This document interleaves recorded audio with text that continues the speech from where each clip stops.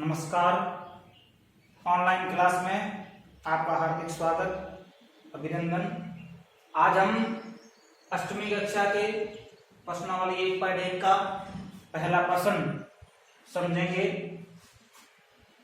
पहला प्रश्न है, उचित गुणधर्मों के उपयोग से निम्नलिखित का मान ज्ञात करो।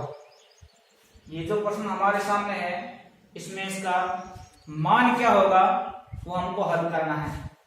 तो हमको प्रश्न लिखा हुआ है -2/3 गुणा 3/5 प्लस 5/2 माइनस 3/5 गुणा 1/6। अब हमको इसमें जोड़ बाकी के चिन्ह दिख रहे हैं और गुणा के चिन्ह दिख रहे हैं। जब इस प्रकार के परिमेय संख्याएं हमको दिखाई देती है भिन्न के रूप में और अलग अलग प्रकार के चिन्ह दिखाई देते हैं, तो जब प्रारंभ की कक्षा में हम पढ़ चुके हैं कि सर्वप्रथम हम भाग हल करते हैं, भाग नहीं होता तो फिर गुणा हल करते हैं, गुणा नहीं होती है तो फिर जोड़ बाकी, ये समीकृत रूप से हम हल करते हैं।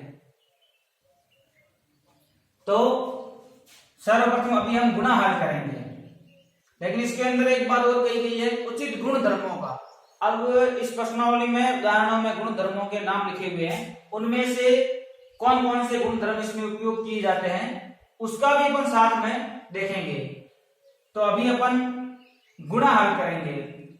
तो पहले इसको अपन गुणा की जो संख्याएं यानी 2/3 की गुणा 3/5 से और 3/5 की गुणा 1/6 से, इसको अपन एक क्रम में लिखेंगे, यानी -2/3 गुणा 3/5 माइनस 3/5 गुणा 1/6 प्लस 5/2।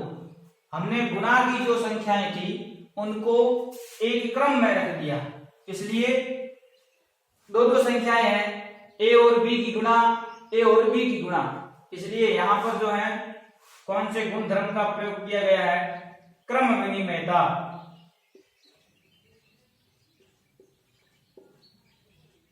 क्रम विनिमयता गुण धर्म का प्रयोग करते हुए हल करते हैं।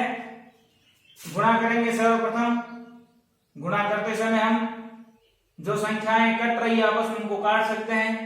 काटने का हमको ध्यान होना चाहिए। इधर ये 3 है, ये 3 से 3 कट रहा है, 3 का भाग 3 में एक बार, 3 का भाग 3 में एक बार आपस में कट रही है, तो यहां बचता है वापिस -2 ऊपर बचता है 2 गुणा 1 से 2, नीचे 3 की गुणा 1 से 5 की गुणा 1 से 5, फिर माइनस इसी में कुछ करता है आगे वाली गुणा में, तो काट सकते हैं। गुणा में हम तिरछे काट सकते हैं, यानी अंश को हर से काट सकते हैं, लेकिन अंश को अंश से नहीं काटना।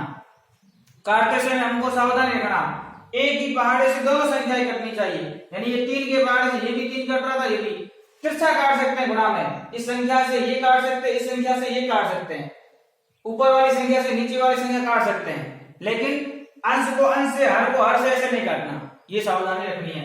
तो 3 से 6 कट रहा है, 3 के पहाड़े में 6 आता है, तो 3 एकम 3, 3 दूनी 6। ये हम पहले से कर लेते हैं तो बाद में हमको फिर छोटा नहीं करना पड़ता, नहीं तो फिर अपन गुणा करेंगे 3 की गुणा 1 से, 3 एकम 3, 5 की गुणा से 5 से 30, फिर उसको छोटा करेंगे। इससे पहले सरलता ये रहती है कि पहले अपन काट लें जो कट रहा है उसको। तो अब यहाँ 1 बचा, यहाँ 1 की गुणा 1 से करेंगे तो यहाँ आएगा 1, 5 की गुणा 2 से करेंगे तो यहाँ आएगा 5 दूनी 10। अब शेष बचा है प्लस 5/2। इस प्रकार ये संख्याएं अब आई है। अब हमें पता है कि प्लस और माइनस की संख्या है, जब 2 या 2 से अधिक भिन्न प्लस या माइनस में होती है और असमान हर होते हैं, तो उनका अपन लसागु के माध्यम से हल निकालते हैं। अभी हमको हरों का लसागु लेना पड़ेगा, तो 5, 10 और 2, इनका लसागु क्या होता है, तो ऐसी संख्या जिसमें सभी का भाग जाए, तो 10 में सभी का भाग जाता है, 10 में 2 का भाग भी जाता है और 5 का भी भाग जाता है, 10 का स्वयं का जाता है, तो उनका लसागु क्या आएगा 10। यहां पर लिखेंगे लसागु 10। अब हम इसको हल करेंगे तो पहली भिन्न -2/5, 5 का भाग देंगे 10 में, 5 का भाग 10 में जाए 2 बार, 2 की गुणा अंश से करेंगे, अंश 2 है, 2 की गुणा 2 से 4, माइनस का चिन्ह है तो यहाँ आएगा -4। अब इसमें 5 का भाग 10 में दिया था, अब इसका हर 10 है, 10 का भाग 10 में करेंगे, एक बार एक ही गुणा ऊपर अंश 1 से करेंगे तो होगा माइनस का 1, जो चिन्ह आगे लगा वही लगाना। अब जैसे यहाँ 10 का भाग दिया वैसे ही 2 का भाग लेना 10 में, 5 बार गया, 5 ही गुणा 5 से करेंगे प्लस के 25। ये जब हम हल करेंगे तो माइनस के चिन्ह 2 है, माइनस के 4 और माइनस का 1, माइनस 4 और माइनस 1 होते हैं माइनस के, समान चिन्ह जुड़ते हैं, असमान चिन्ह घटते हैं, इसकी हमको सावधानी रखनी है। माइनस माइनस में तो समान चिन्ह है, संख्याएं जुड़ेगी चिन्ह वही रहेगा, ये सावधानी रखनी है हमको प्रश्न समझते समय। और प्लस का 25। अब अपने पास में दो संख्याएं हैं, एक माइनस की एक प्लस की। अभी मैंने कहा कि समान चिन्ह होते हैं उनकी संख्याएं जुड़ती है, चिन्ह वही रहता है।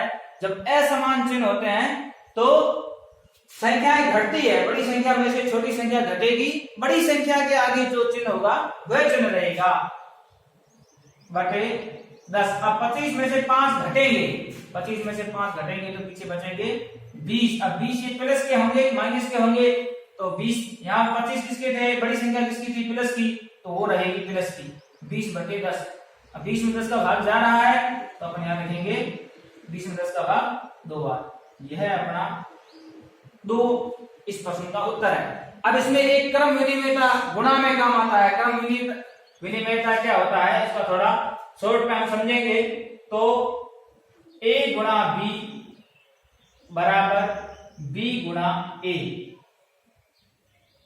अर्थात कोई संख्या है कि 3 की गुणा आप 7 से करो बराबर 7 गुणा 3।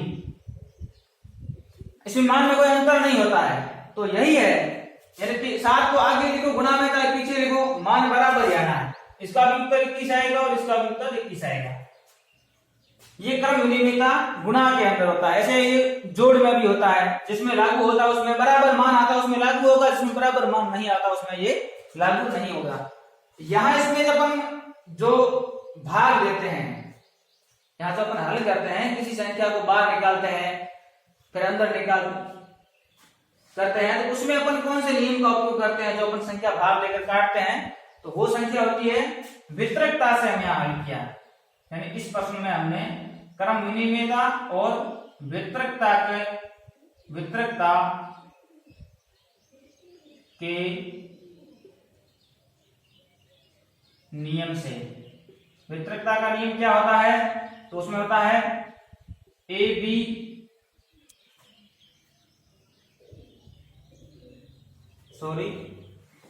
वितरकता के नियम है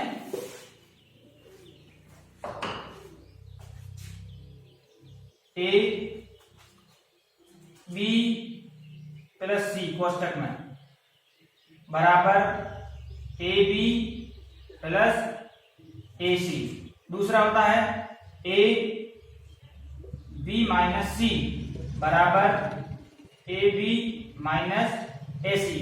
यानी इस ए के अंदर गुणा करते हैं, ए की गुणा बी से ए बी प्लस ए की गुणा सी से ए सी। ऐसे ही जब ये संख्या होगी इसमें से अपन ए बाहर निकालेंगे, अंदर क्या बचेगा, बी और सी बचेगा। ऐसे कोई कॉमन संख्या है आपस में जो कटती है, उस समय अपन कौन से जोड़ और बाकी में प्रयोग करते हैं नियम का, तो वितरकता के नियम से इस प्रश्न को, यानी इसमें 2 प्रश्न नियम लगे, एक क्रम विनिमयता और एक वितरकता। ये हमारा प्रश्न है। किसी को भी समझ में नहीं आया है तो वो पुनः वीडियो को देखें और ध्यान से समझें।